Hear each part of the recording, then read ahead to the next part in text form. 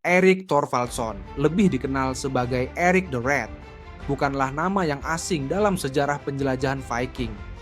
Ia bukan raja, bukan bangsawan, tapi namanya diukir dalam sejarah karena satu hal: keberanian menembus batas dunia yang dikenal pada zamannya. Erik lahir di Norwegia, dalam keluarga yang kemudian dibuang ke Islandia karena sang ayah dituduh membunuh orang.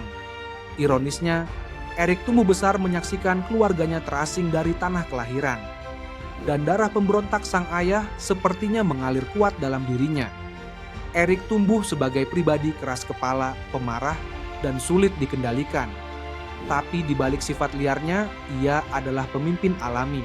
Seorang pemikir mandiri yang tak takut mengambil risiko. Sayangnya, kebiasaan lamanya mengikuti jejak ayah, memilih kekerasan sebagai solusi, membuatnya kembali tersandung.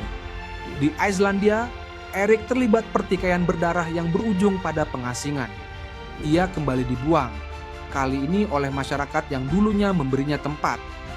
Namun, di titik terendah hidupnya, Erik tidak menyerah. Ketika banyak orang menganggap buangan adalah akhir dari segalanya, Erik justru melihatnya sebagai peluang. Bagi dia, dunia yang luas tidak bisa ditentukan oleh peta yang ada.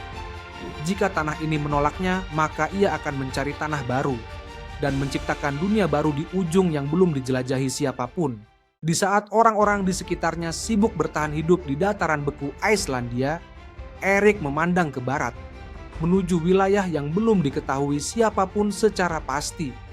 Ia mendengar kabar samar tentang tanah di balik lautan yang pernah terlihat oleh pelaut yang tersesat. Tanpa peta, tanpa kepastian, dan tanpa jaminan akan kembali hidup, Erik memutuskan untuk berlayar menuju yang tidak dikenal. Dalam kondisi cuaca ekstrem, badai tak terduga, dan kapal seadanya, Erik memimpin ekspedisi kecil yang hanya terdiri dari dirinya dan awak yang cukup gila untuk percaya. Mereka mengarungi lautan Atlantik Utara yang ganas, tempat ombak bisa menghancurkan kapal dalam hitungan jam. Namun Erik tidak goyah. Ia sudah kehilangan segalanya, reputasi, rumah, dan tempat tinggal. Maka satu-satunya jalan baginya adalah maju. Setelah perjalanan yang melelahkan dan nyaris fatal, Erik dan rombongannya akhirnya menemukan daratan yang belum bernama, penuh es, bebatuan, dan lanskap tak ramah. Tapi alih-alih kecewa, Erik melihat potensi.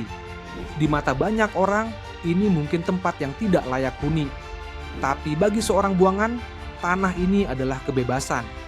Inilah tanah yang bisa ia klaim, bentuk dan pimpin tanpa intervensi. Ia menamainya Greenland, tanah hijau. Bukan karena kenyataannya, tapi karena ia tahu nama yang baik akan menarik orang. Erik kembali ke Islandia beberapa tahun setelah menemukan Greenland. Tapi kali ini, ia datang bukan sebagai buronan, melainkan sebagai penjelajah yang membawa kabar tentang tanah baru yang hijau, luas, dan penuh peluang. Ia tahu, jika ingin membangun koloni, ia harus merekrut orang. Dan satu-satunya cara adalah menjual harapan. Dengan keahlian bicara yang memikat, ia menyebarkan kisah tentang Greenland. Tempat yang subur, kaya sumber daya, dan bebas dari konflik antar klan. Padahal kenyataannya, tanah itu keras, musim dingin panjang, dan pertanian hampir mustahil dilakukan tanpa perjuangan berat. Tapi Erik tahu, dalam dunia yang penuh penderitaan, harapan seringkali lebih kuat dari kebenaran. Ratusan orang tergiur. Petani miskin, pengelana, bahkan keluarga yang muak dengan konflik di Islandia memutuskan mengikuti Erik. Ia membawa mereka menyeberangi lautan yang sama berbahayanya seperti dulu. Beberapa kapal tenggelam, beberapa orang meninggal. Tapi pada akhirnya koloni di Greenland terbentuk. Erik menjadi pemimpin di tanah baru, bukan karena darah biru, tapi karena keberaniannya mengambil langkah pertama saat orang lain memilih tinggal. Setibanya kembali di Greenland bersama rombongan koloni barunya, Erik tidak hanya menjadi pemukim, ia menjelma sebagai pemimpin yang dihormati. Bukan karena gelar atau garis keturunan, tetapi karena ia adalah orang pertama yang percaya pada tempat itu. Ia membuktikan bahwa tanah yang dingin dan keras itu bisa menjadi tempat hidup, bahkan ketika sebagian besar dunia menganggapnya tak layak huni. Di bawah panduan Erik, para pemukim belajar membangun rumah dari batu dan tanah liat, memanfaatkan kulit binatang untuk bertahan dari musim dingin, serta mengatur pembagian sumber daya agar semua bisa bertahan hidup. Mereka menghadapi banyak tantangan, musim dingin yang ekstrem, panen yang kerap gagal, dan ancaman kelaparan yang membayangi. Namun, komunitas di Greenland bertahan karena kekompakan dan kerja keras. Erik menjadi simbol kekuatan dan harapan. Ia tidak memerintah dengan kekuasaan, melainkan dengan teladan.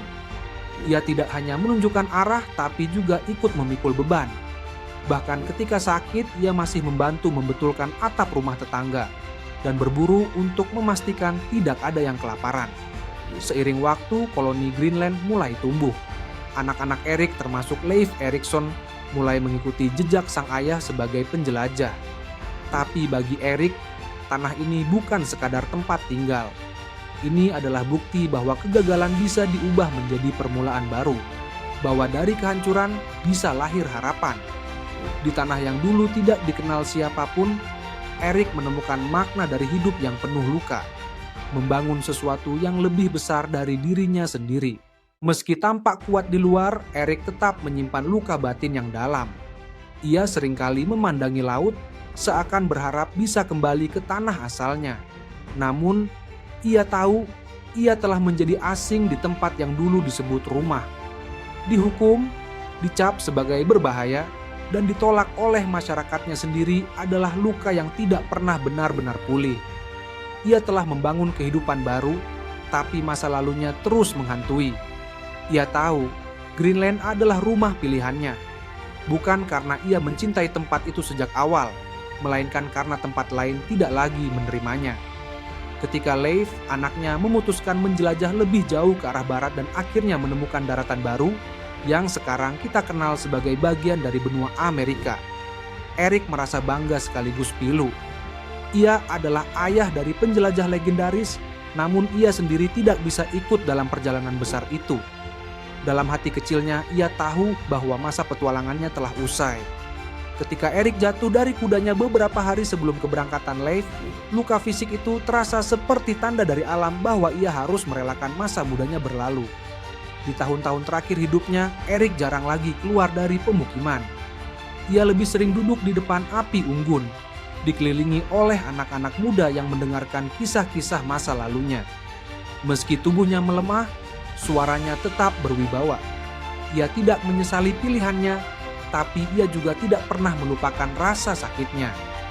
Hidup Erik adalah campuran antara luka dan kebesaran, antara pengasingan dan kepemimpinan. Erik the Red meninggal di Greenland, tanah yang ia temukan, cintai, dan perjuangkan dengan seluruh jiwanya. Ia tidak memiliki istana, tidak meninggalkan mahkota, dan tidak menulis sejarahnya sendiri. Namun, nama Erik terus hidup, bukan hanya di catatan sejarah, tetapi juga di hati mereka yang tahu bahwa dunia tidak selalu ramah terhadap mereka yang berbeda. Erik adalah lambang dari keberanian mengambil jalan yang tidak dipilih orang lain. Jalan yang sepi, dingin, dan penuh bahaya, tapi juga jalan yang bisa membuka peradaban baru. Warisan Erik bukan sekadar peta baru di dunia, tetapi keberanian untuk melangkah meskipun pintu dunia telah tertutup. Ia mengajarkan bahwa bahkan seorang yang dibuang, dihina, dan dianggap berbahaya bisa menciptakan tempat di mana harapan hidup. Bahwa dalam penolakan masih ada ruang untuk tumbuh. Dan bahwa dari kehancuran bisa muncul sebuah awal yang besar. Jika kamu merasa kisah Erik menyentuhmu, menginspirasi kamu untuk terus melangkah walau hidup terasa dingin dan asing, bantu sebarkan cerita ini. Klik like, tulis pendapatmu di komentar, dan subscribe ke Biografi Kilat agar kamu tidak melewatkan kisah tokoh-tokoh luar biasa lainnya. Karena siapa tahu, di balik kesulitanmu hari ini ada Greenland yang sedang menunggumu temukan.